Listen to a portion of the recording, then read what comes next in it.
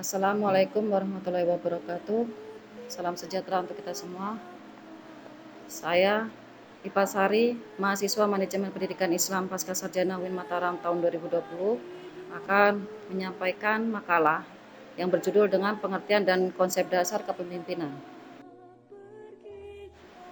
Latar belakang dari makalah ini adalah: 1. Keberhasilan dari suatu pencapaian tujuan tergantung pada pimpinan.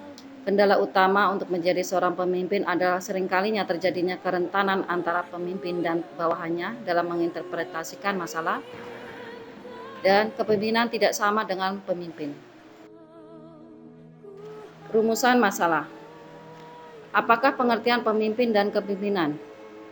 Apakah tujuan kepemimpinan itu? Apa fungsi kepemimpinan? Apa penyebab munculnya faktor-faktor pengikut kepemimpinan? Apa penyebab munculnya teori seorang pemimpin? Dan apa perbedaan pemimpin formal dan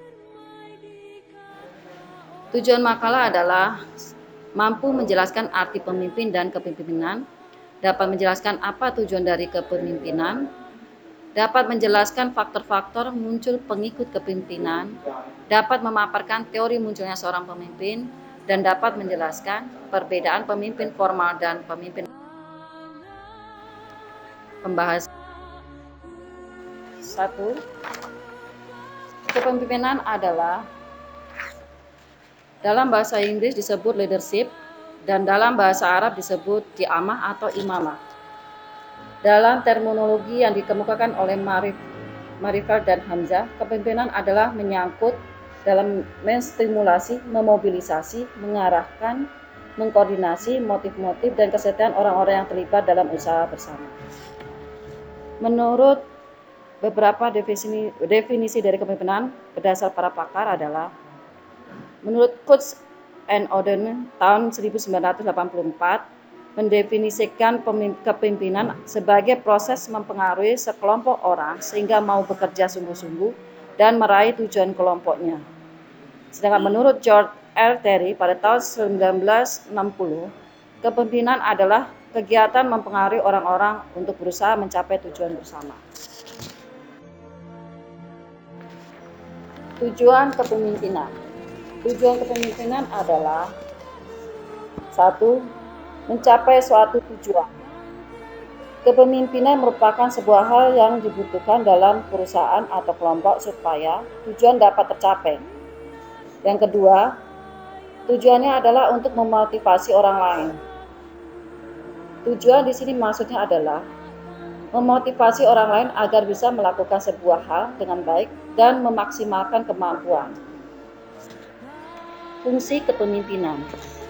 Menurut Usman Effendi, fungsi kepemimpinan adalah memandu, menuntun, membimbing, membangun, memberi motivasi kerja, mengarahkan organisasi, menjalin jaringan komunikasi yang baik, memberikan pengawasan dan efisien, dan membawa para pengikutnya kepada sasaran yang ingin tercapai sesuai dengan target dan perencanaan.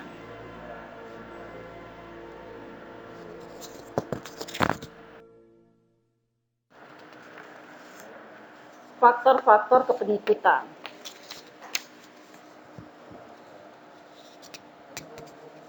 Macam-macam kepengikutan. Ada beberapa macam dalam pengikutan. 1. Pengikutan karena naluri. 2. Kepengikutan karena tradisi atau adat kebiasaan. 3. Kepengikutan karena agama. 4. Kepengikutan karena rasio.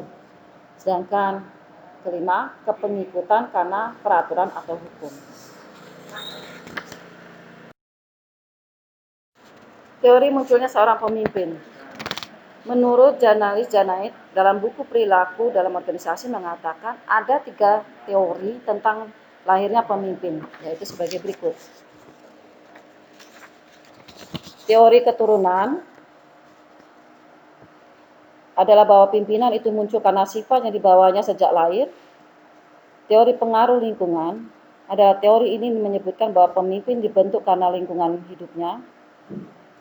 Teori kelompok campuran adalah pemimpin ini memiliki bakat sejak lahir kemudian berkembang melalui pendidikan dan pengalaman terutama dalam berinteraksi kepada orang lain. Pemimpin formal dan pemimpin non-formal.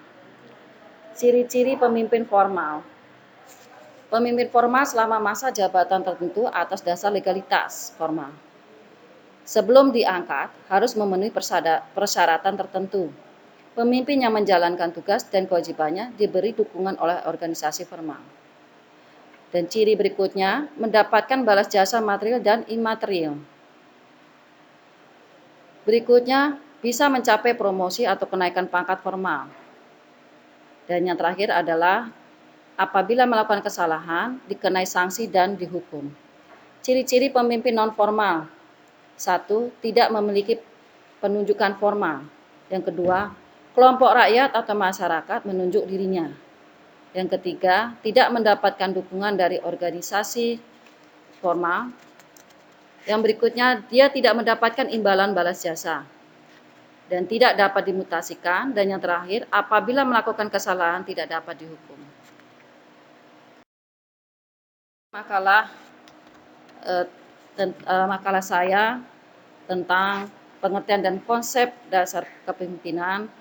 Saya yakin bahwa makalah ini masih ada kekurangan dan mohon untuk diberi masukan agar makalah ini bisa lebih berkembang lebih baik.